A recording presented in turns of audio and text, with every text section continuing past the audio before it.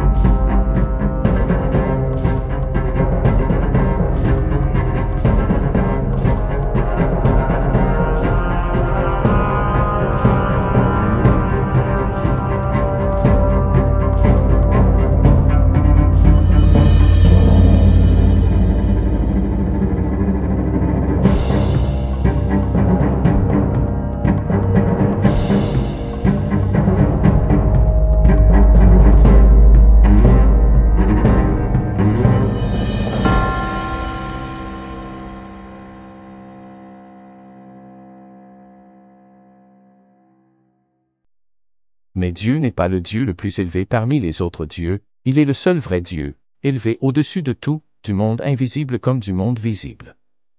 Ce titre fait surtout référence à son pouvoir, c'est-à-dire sa puissance, sa domination.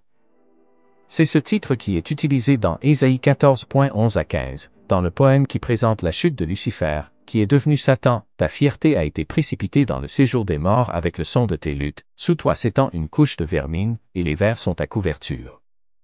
Quoi donc? Tu es tombé du ciel, astre brillant, fils de l'aurore. Tu es abattu à terre, toi, le dompteur des nations.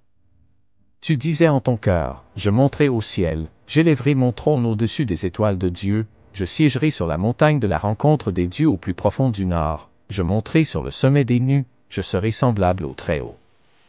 Mais tu as été précipité dans le séjour des morts au plus profond d'une fosse. C'est aussi le titre utilisé par l'ange qui a annoncé la naissance de Jésus à Marie dans Luc 1.31 à 33. Voici, tu deviendras enceinte, tu enfanteras un fils, et tu l'appelleras du nom de Jésus. Il sera grand et sera appelé fils du Très-Haut, et le Seigneur Dieu lui donnera le trône de David, son père. Il régnera sur la maison de Jacob éternellement et son règne n'aura pas de fin. Puisque Dieu est le Très-Haut, c'est lui qui possède tout. C'est pourquoi le sacrificateur l'appelle le Maître du ciel et de la terre.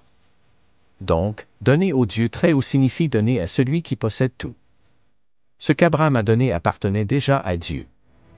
Alors, pourquoi lui donner s'il le possède déjà? En signe de soumission à Dieu. Pour l'adorer, le glorifier. C'est pour cela qu'Abraham refuse tout don du roi de Sodome. Pour que toute la gloire soit à Dieu aux yeux des habitants du pays. Les richesses du roi de Sodome appartenaient aussi à Dieu, mais si Abraham les 3. avait accepté, cela aurait été un moyen de s'enrichir qui n'aurait pas glorifié Dieu. Les choix que l'on fait pour nos sources de revenus peuvent glorifier Dieu ou peuvent le déshonorer. Lorsque les gens qui nous connaissent regardent où nous investissons, en quoi nous espérons, voient-ils que nous faisons confiance à Dieu? Certains, même s'ils disent faire confiance à Dieu, investissent dans les jeux de hasard, billets de loto, casinos, poker en ligne, et cela a pour effet de ternir la gloire de Dieu.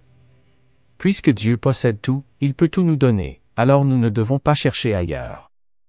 3. Donner à celui qui est roi et sacrificateur. Ce qui est plus étonnant que le geste d'Abraham de donner la dîme, c'est à qui il la donne. Qui est ce Melchizedek qui n'avait pas été présenté avant et dont le reste de la Genèse ne parle pas? Deux autres textes de la Bible en parlent, le psaume 110 et la lettre aux Hébreux, NT, mais sans donner plus de détails que ce que nous avons ici. Certains théologiens ont compris qu'il s'agissait d'une des premières apparitions de Jésus sous forme humaine.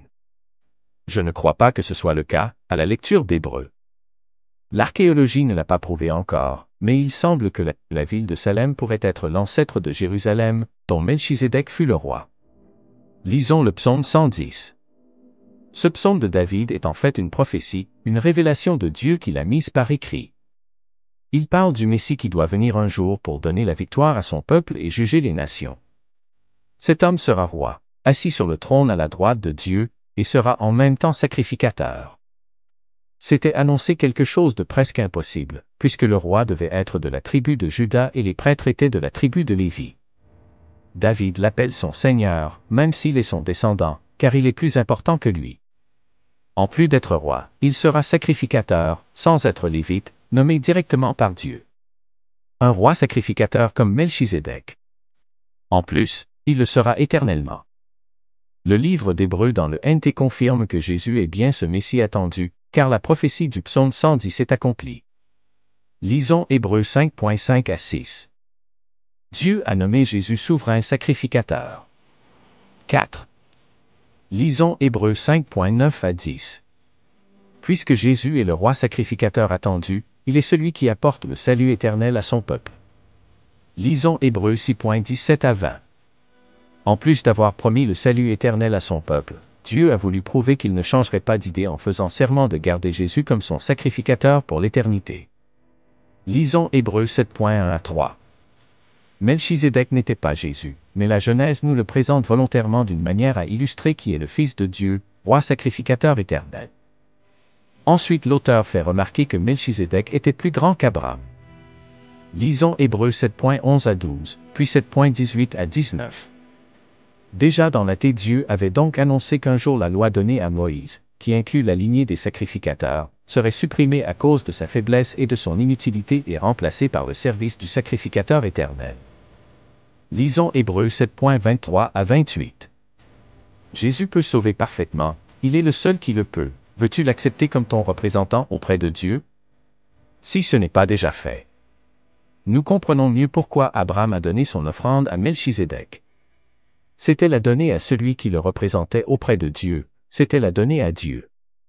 Donner notre offrande à l'Église, qui est le corps de Christ, c'est la donner au roi sacrificateur éternel, c'est la donner à Dieu. Conclusion. Nous avons vu trois aspects d'une offrande qui est un véritable culte d'adoration à Dieu. 1. Donner à celui qui nous a tout donné. 2. Donner à celui qui possède tout.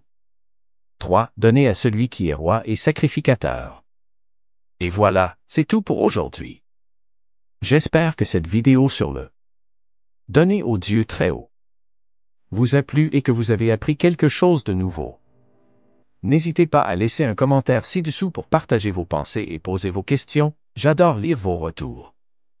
Si ce n'est pas déjà fait, pensez à liker la vidéo et à vous abonner pour ne pas rater les prochains contenus. Merci d'avoir regardé, et à très bientôt pour une nouvelle vidéo.